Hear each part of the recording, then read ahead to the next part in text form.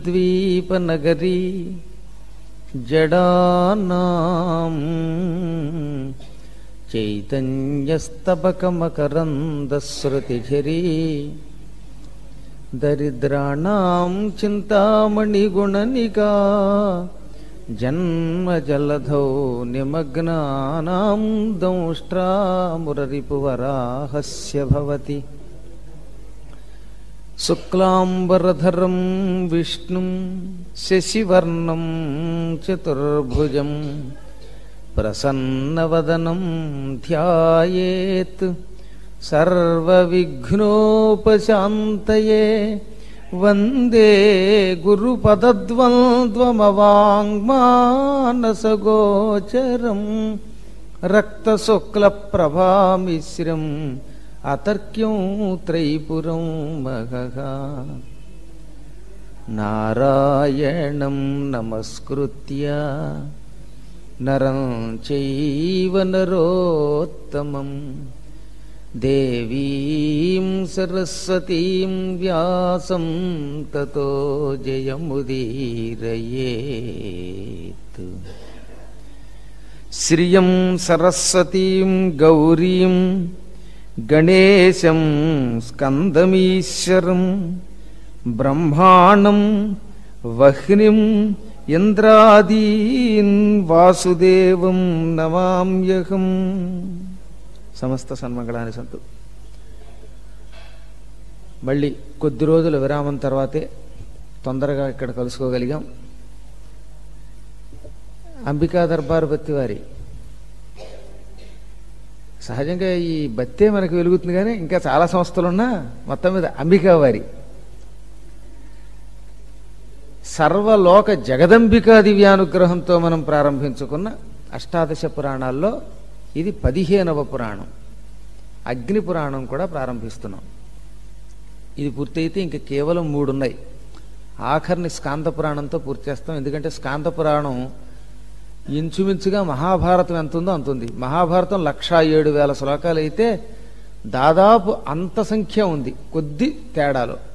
కాబట్టి భారతం తర్వాత అంత పెద్దదైన స్కాంద పురాణం చివరన పెట్టాం. అందుకే ఈ తక్కిన పురాణాలన్నీ 20,000, 18,000, 11,000 ఇలా శ్లోకాలు ఉంటాయి.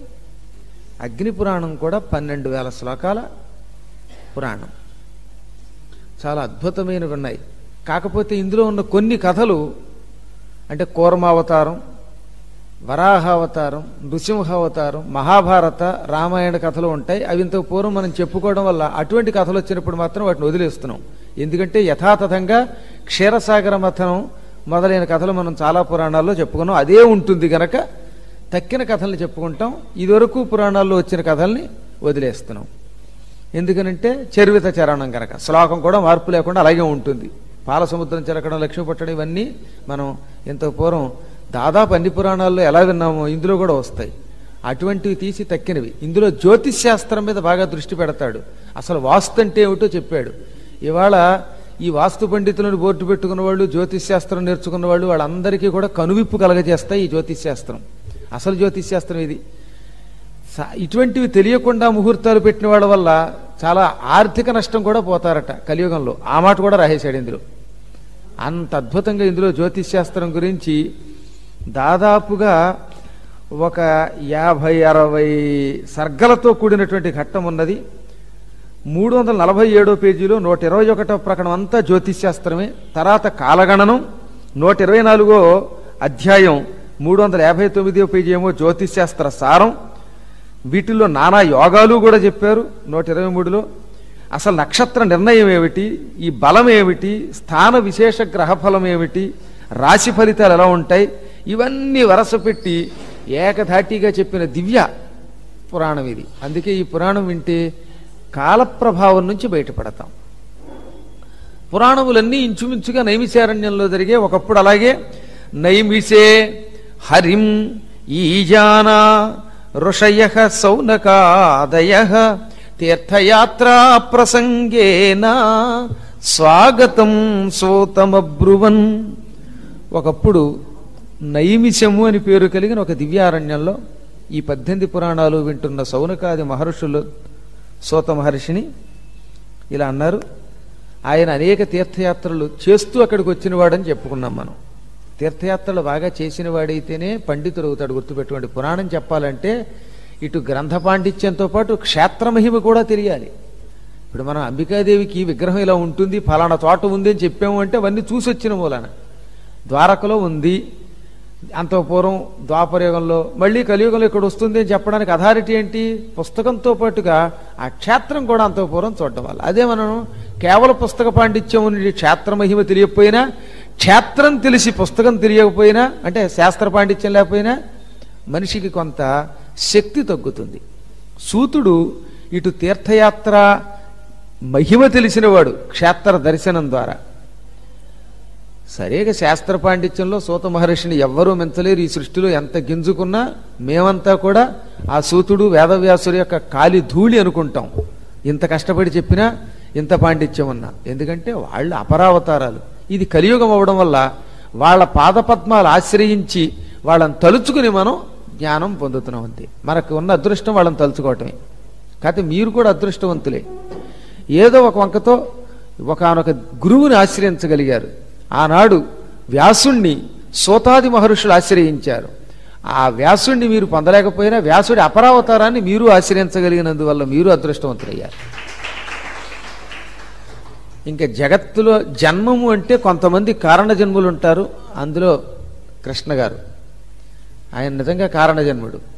అంటే కుటుంబం అందరినీ ఎత్తట్లేదని కాదు, అందరూ ఆ కుటుంబం అంతా వంశం అంతా గొప్పది కాబట్టి ఆ వంశంలోకి వచ్చారు.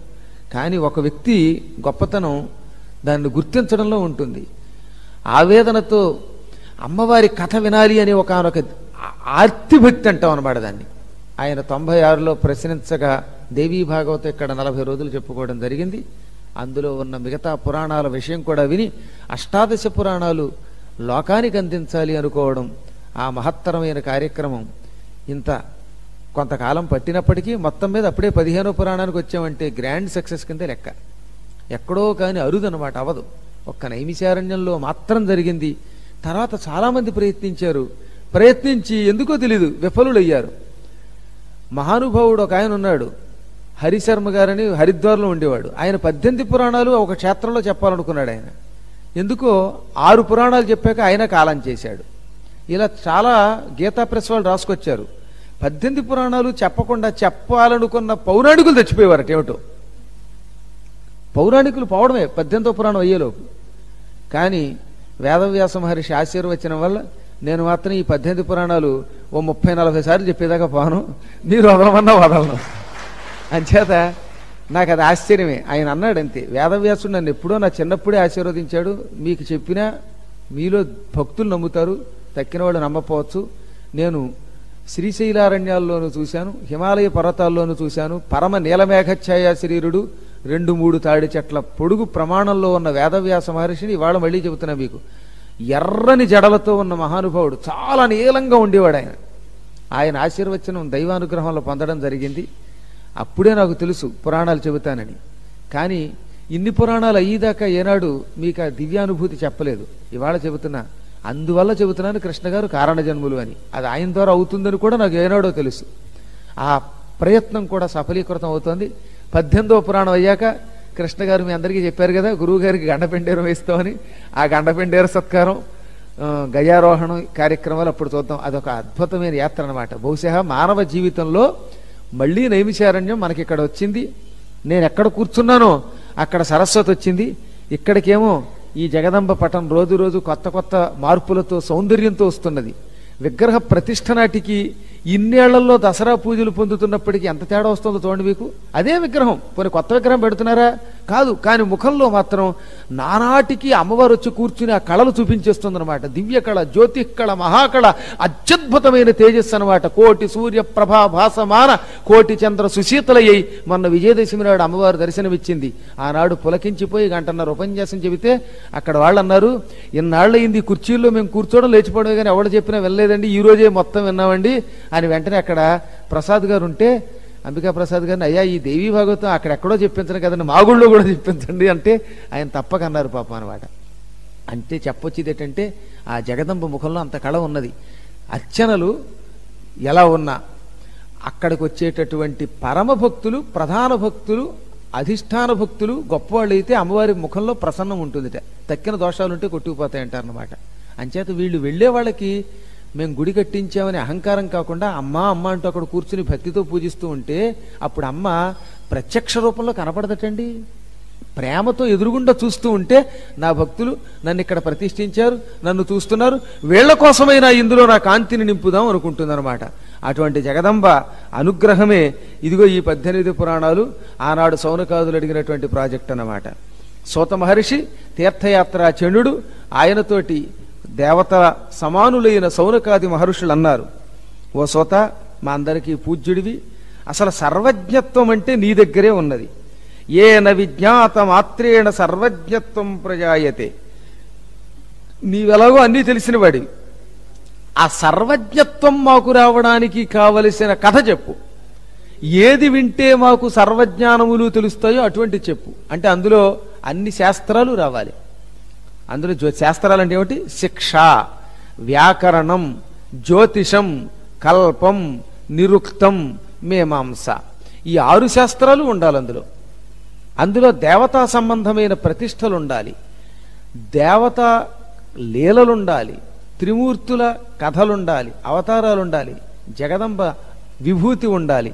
ఇవన్నీ ఉన్నటువంటి కథని మాకు చెప్పు అనంటే అప్పుడు ఆయన చెప్పాడు, పరమాత్ముడు శ్రీమన్నారాయణుడు భూలోకంలో తన లీలలు ఎన్నో చేశాడు. అందులో ఒక అవతారం అగ్నిస్వరూపం. మీరు కూడా భగవద్గీతలో చదివారు కదా, అగ్ని అంటే విష్ణు స్వరూపం. అగ్నిలోంచే దేవతలకు ఆహారం పెడుతుంది, అగ్ని వల్లే యజ్ఞం వస్తుంది. అగ్ని అంటే అమ్మవారికి 3వ కన్ను. కుడి కన్ను సూర్యుడు, ఎడమ కన్ను చంద్రుడు, 3వ కన్ను అగ్నిహోత్రుడు. అమ్మవారికి 3 కళ్ళు ఉంటాయి. అందుకే ఏం చెప్పారు వరుసగా? త్రీక్షణై 3 కళ్ళు కలిగింది, ఆ 3 కళ్ళు ఇవి సుమా అని చెప్పారు. అటువంటి అగ్ని సాక్షాత్తు విష్ణువే. విష్ణువుకి అగ్నికి, విష్ణువుకి సూర్యుడికి తేడాల. విష్ణువుకి పూజ చేస్తే ఎంతో, సూర్యుడికి నమస్కరిస్తే అంతే. ఎందుకంటే సూర్య నారాయణుడు. అగ్ని కూడా అంతే. అహం వైశ్యానరో భూత్వా ప్రాణినాం దేహమాశ్రితః ప్రాణాపాన సమాయుక్తః పచామ్యన్నం చతుర్విధం.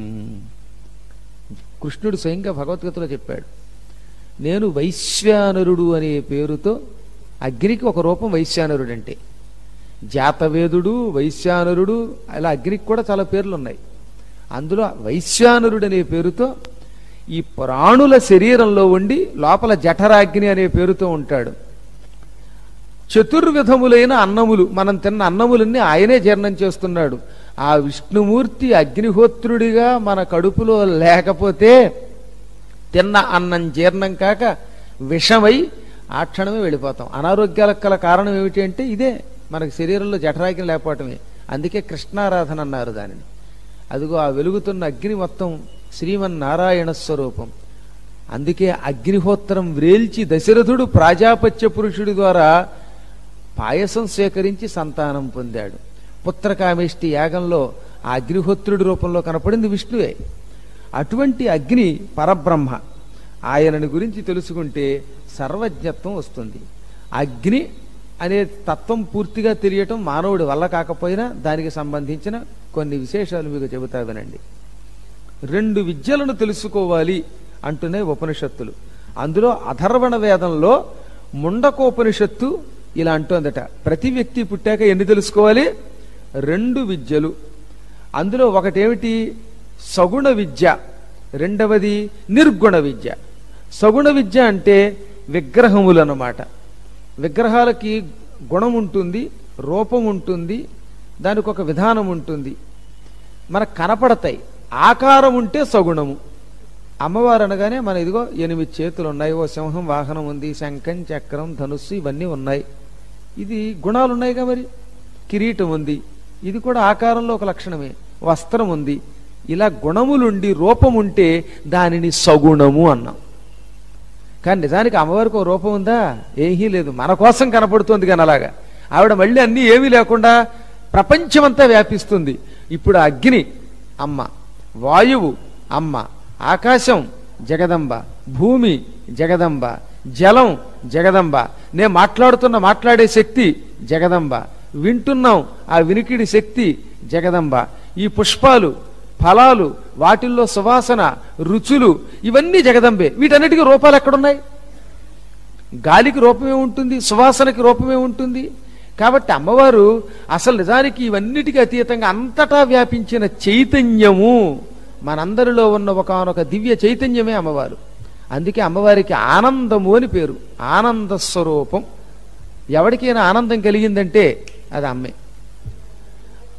దుఃఖం కలిగిందంటే అదే కలిపురుష ప్రభావం. ఆ కలిపురుష ప్రభావం నుంచి బయటపడటానికి ఆనందాన్ని పొందాలి.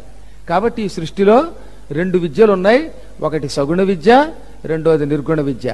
విగ్రహారాధనతో రూపంతో కనబడేటటువంటి పరమాత్మని తెలుసుకోవడాన్ని సగుణ విద్య అంటారు. విగ్రహానికి సంబంధం లేకుండా ధ్యానం ద్వారా లోపల చైతన్యం కనపడితే, కాంతి కనపడితే అది నిర్గుణ పరబ్రహ్మ. ఈ 2 విద్యలు తెలుసుకున్నవాడే మోక్షం పొందుతాడు.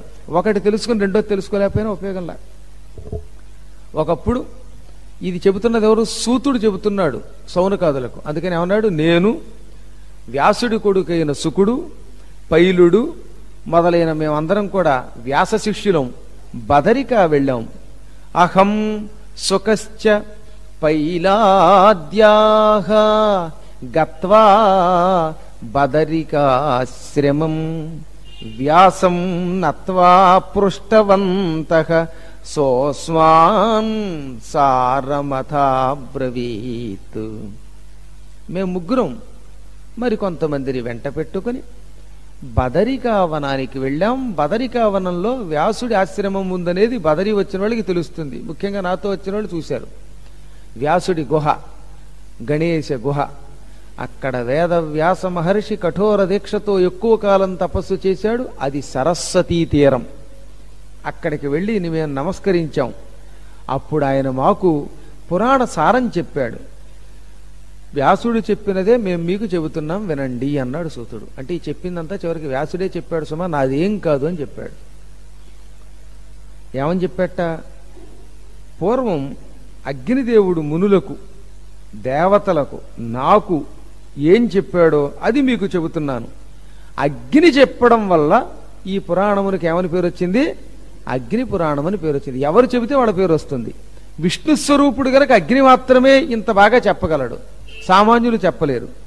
అటువంటి కథ వ్యాసుడు వశిష్ఠుని ద్వారా విన్నాడు, వశిష్ఠుడు అగ్ని ద్వారా విన్నాడు.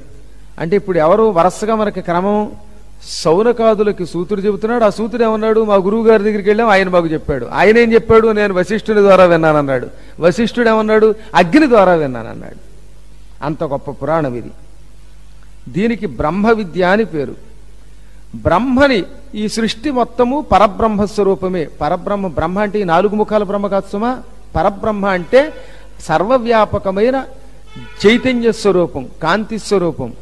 సృష్టికి మూల కారణమైన దానిని పరబ్రహ్మ అంటారు. ఆ ఆనందం పొందడమే బ్రహ్మానందం.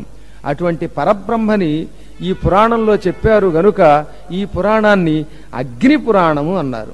ఇది సర్వదేవతలకి సుఖం కలిగించే పురాణం. ఇది ఋగ్వేదములో నుంచి వచ్చిందిట. ఎక్కడి నుంచి వచ్చింది ఈ పురాణం? వేదాలలో ఋగ్వేదం నుంచి వచ్చింది. అందుకే ఈ పురాణం మరింత గట్టి పురాణం. పురాణములలో 4 వేదాల నుంచే పుట్టే పురాణాలు కూడా. కానీ ఋగ్వేదం మొదటి వేదం. ఋగ్వేదం, యజుర్వేదం, సామవేదం, అథర్వణ వేదాల్లో ఋగ్వేదం మొదటి వేదం అవ్వడం వల్ల ఋగ్వేదం నుంచి పుట్టినటువంటి అగ్ని పురాణానికి, దేవీ భాగవతానికి, మత్స్య పురాణానికి విలువ ఎక్కువ. అది కారణం. దీనికి సాక్షాత్తు అపరబ్రహ్మని ప్రతిపాదించడం వల్ల అగ్ని పురాణం అని పేరు వచ్చింది. అగ్నినోక్తం పురాణం యదాగ్నేయం బ్రహ్మ సంహితం భుక్తి ముక్తి ప్రదం దివ్యం పఠతాం శృణ్వతాం నృణాం. అగ్ని చెప్పిన పురాణం ఆగ్నేయ పురాణం. ఇది వేదంతో సమానం. ఇది ఏమన్నాడు? యదా ఆగ్నేయం బ్రహ్మ సంహితం దివ్యం వేద సమానం అని. ఈ పురాణం వేదమే. ఇంకా వేదానికి దీనికి తేడా చెప్పక్కర్లా. ఇది చదివే వారికి వినేవారికి అందరికీ భుక్తి ముక్తి అన్నీ ఇస్తుందన్నమాట. ఒకప్పుడు వశిష్ఠ మహర్షి విష్ణువు దగ్గరికి వెళ్ళాడు, మునులతో పాటు వెళ్ళాడు. అప్పుడు శ్రీ మహావిష్ణువు కాలాగ్ని స్వరూపుడై ధగ ధగ ధగ వెలిగిపోతున్నాడు.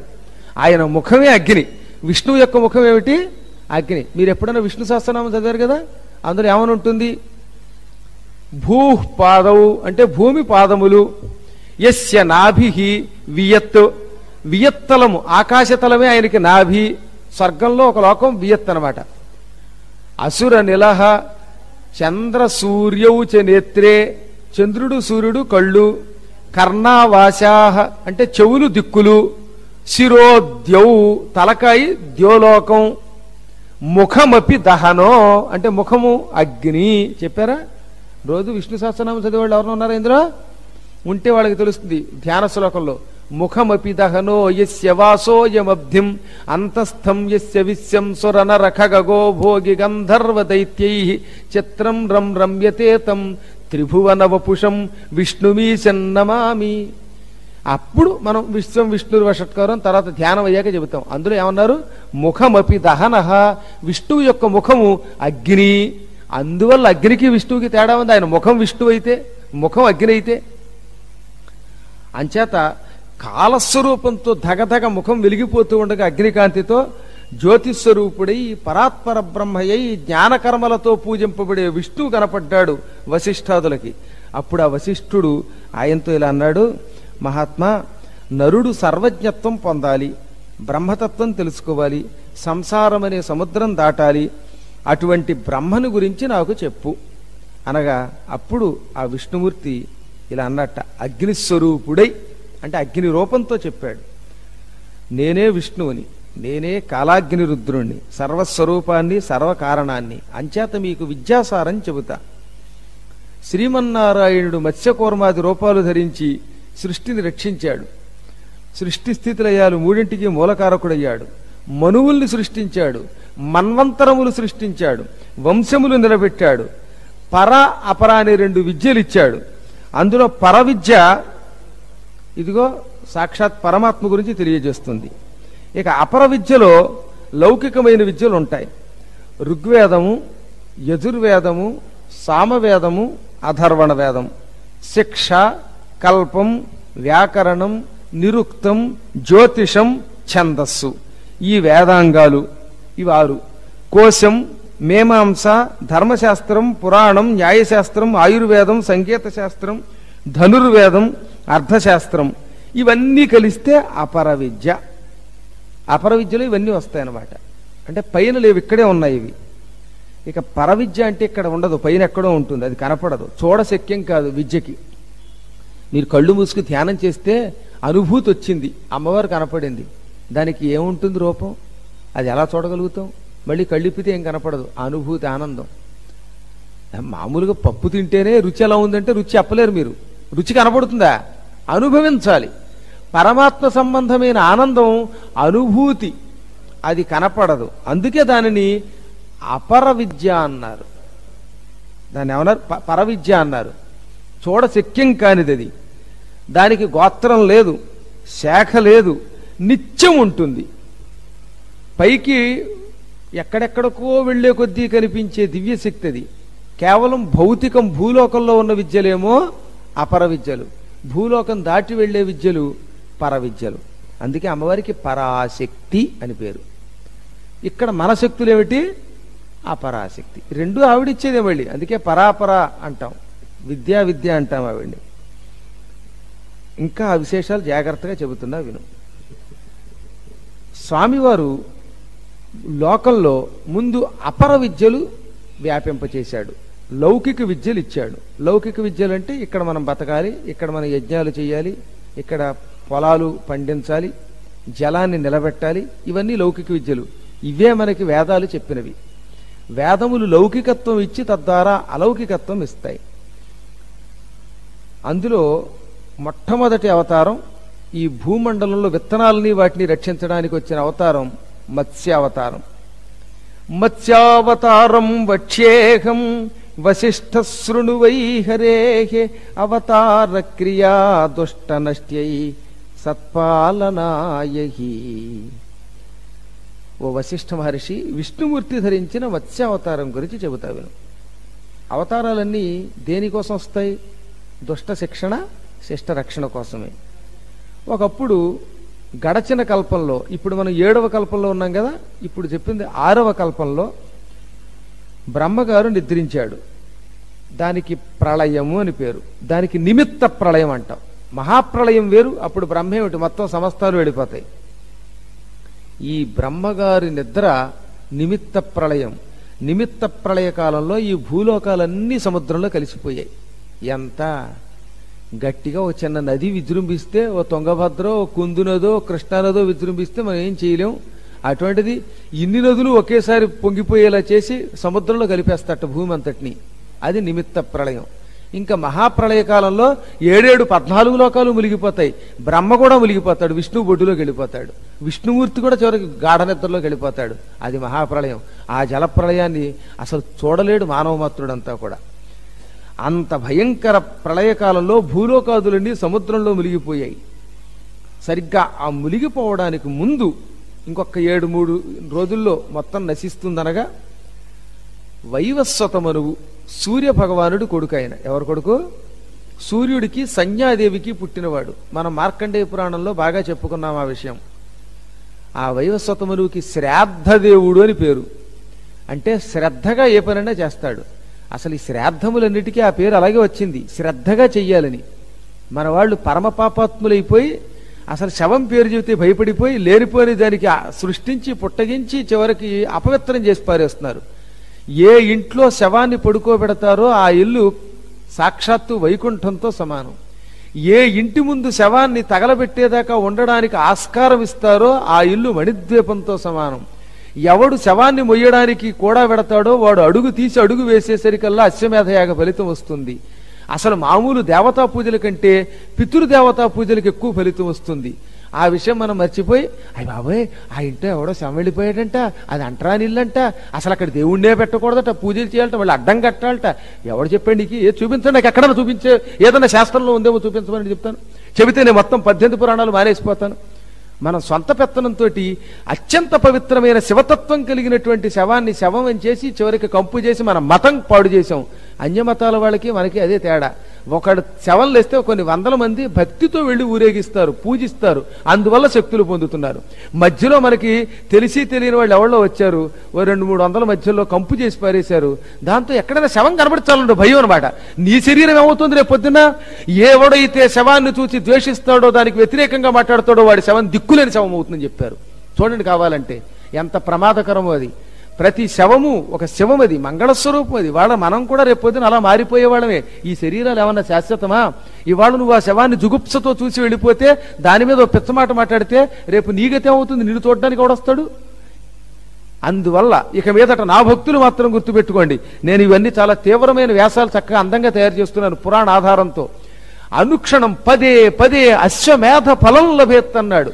దేవీ భాగవతంలో చెప్పారు, ఇదిగో ఈ అగ్ని పురాణంలో చెప్పారు, సమస్త పురాణాల్లో చెప్పారు. శవం ప్రాణం పోయిన తర్వాత దాన్ని మోస్తే అడుగు తీసి అడుగేస్తే అశ్వమేధ ఫలం వస్తుందన్నారు. ఆఖరి పురాణం స్కాంద పురాణం ఉంది కదా, అందులో కాశీఖండంలో ఏం చెప్పారో తెలుసా? నగంగయా తయా భేదో యా నారీ పతిదేవత. భార్య భర్త ఉన్నంత వరకే విలువ పొందుతోంది ఈ కలియుగంలో. ఎంత మూర్ఖులురా అని అడిగాడు అగస్త్య మహర్షి. ఎవరిని? ఆ శ్రోతగా చేసుకుని భార్యని. బ్రహ్మాది దేవతలు, వశిష్ఠుడు, అంగిరసుడు వీళ్ళంతా కూడా లోపాముద్రతో అన్నమాట. ఇప్పుడు మీరు ఇంటికి వస్తే మీకు ఆ శ్లోకం చూపిస్తా. అందులో ఏమన్నాడో తెలుసా? భర్త చచ్చిపోయిన వెంటనే ఆ స్త్రీ గంగా నదితో సమానమట. నా గంగయా తయా వేదో. ఆవిడికి గంగతో తేడా లేదన్నారండి. గంగా నదికి ఎంత విలువ ఉందో అంత విలువ ఉంది కాబట్టి పూర్వం ఉత్తరం రాసేటప్పుడు ఏమనేవారు? గంగా భాగీరథి సమానురాలైన అని రాసేవారు. ఇంకొకటి చెప్పాడు, శివ ఉమా సాక్షాత్ దేవి, సాక్షాత్ ఉమాదేవి పార్వతీదేవి మంగళస్వరూపిణి, ఎంతో ఈవిడంతా. ఇంట్లో ముత్తైదువు కాదు ముందు దండం పెట్టవలసింది, భర్త పోయిన స్త్రీకి వెళ్లి ముందు దండం పెట్టి అప్పుడు ముత్తైదువుకి దండం పెట్టాలట. అసలు శాస్త్రం అది. మన వాళ్ళు ఎందుకో కానీ లేనిపోనివి కల్పించి కొంతమంది ఏ కవులు పుట్టించారో వాళ్ళు మహాపాపాత్ముల కింద లెక్క నా దృష్టిలో అనమాట. ముందు లేచి వాళ్ళకి దండం పెట్టు, అలా పెడితే కైలాసం పదమిచ్చతి పదం రుచ్యతి, కైలాసం అనే పదం పొందుతావట. లేవగానే ముందు వాళ్ళకి దండం పెట్టమని చెప్పాడు. అటువంటిది పాపం వాళ్ళకేమో అన్నం పెట్టకుండా శ్రీనాథుడు కొంత అన్యాయం చేశాడు. ఇక్కడ సంస్కృతంలో ఉన్న కాశీఖండాన్ని తెలుగులోకి అనువాదం చేస్తున్నప్పుడు ఈ శ్లోకాలు చెప్పలా, తక్కినవన్నీ పద్యాల్లో ఏం చెప్పాడంటే ఆడవాళ్ళు కాస్త జాగ్రత్తగా ఉండాలి, రాత్రిపాటు ఉప్పుడు పిండి తినాలి, ఇవి మాత్రం చెప్పి ఊరుకున్నాడు. అసలు వాళ్ళని సాక్షాత్తు పార్వతీ సమానురాలు అని చెప్పాలి, అవి మానేసి మనం పిచ్చి పిచ్చివి చెప్పడం అనమాట. నాకు కూడా సలహాలు ఇచ్చిన వాళ్ళు ఉన్నారు కొంతమంది, అందుకన్నమాట. ఏదో అక్కడ పూజ చేయకూడదట ఇంట్లో ఎవడో పోతే, ఆ శవం ఉన్నప్పుడు ఎక్కడ